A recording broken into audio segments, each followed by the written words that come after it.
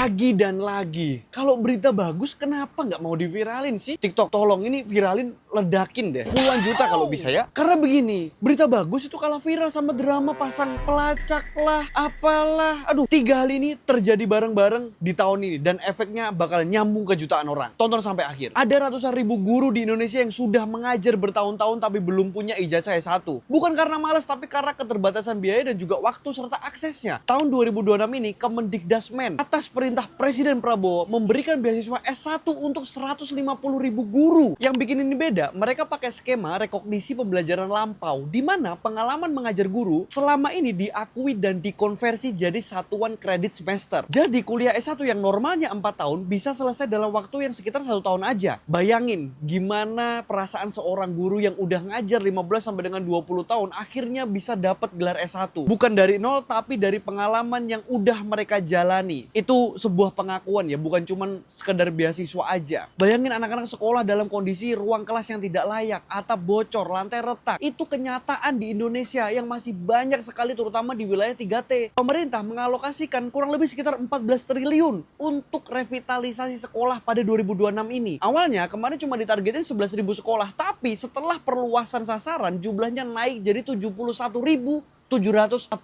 Jadi fokus utamanya 3. Sekolah dengan kerusakan berat, sekolah di wilayah 3T, dan sekolah di daerah yang terdampak bencana. 71.000 sekolah, Pak. Coba bayangin, itu artinya berapa ribu anak yang akhirnya belajar di tempat yang layak. Dan ini bagian yang paling sering tuh kelewat dari pemberitaan. Dari proyek revitalisasi 71.000 sekolah ini, itu diperkirakan akan menyerap sekitar 1,1 juta tenaga kerja. Dengan masa kerja sekitar 3 sampai dengan 8 bulan selama proses pembangunan berjalan. Bayangin efeknya, sekolahan jadi, ekonomi juga jadi, orang kerja dapat. Revitalisasi ini dilakukan lewat mekanisme swakelola. Jadi sekolah dan masyarakat sekitar itu bisa ikut terlibat langsung dalam proses pengerjaannya. Artinya tukang bangunan di kampung, pekerja harian di desa, sekarang mereka punya kesempatan kerja yang nyata di lingkungannya mereka sendiri. Satu kebijakan, 3 dampak. Guru naik kelas, anak sekolah dapat tempat layak, rakyat lokal dapat kerja. Kenapa sih kok ini penting banget buat kita sadari? Karena kita tuh seringnya cuma rame soal yang bikin emosi, sisi negatif, berita negatif. Yang viral itu yang bikin marah, emosi. Tapi kebijakan yang bener-bener mengubah hidup orang, yang bener-bener dirasain, sering lewat begitu aja tanpa disorot, gak mau dilihat. Bukan berarti kita itu berhenti kritis, enggak guys. Tapi kalau ada yang baik dan itu programnya bagus, ya kita harus apresiasi.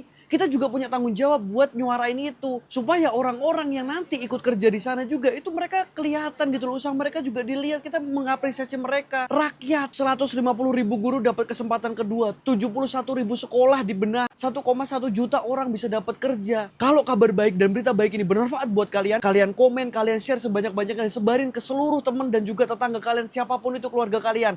Untuk semuanya bisa dapat berita baik ini. Biar kabar baik juga punya kesempatan untuk bisa viral dan juga FYP. Gimana menurut kalian? Komen di bawah. Thank you.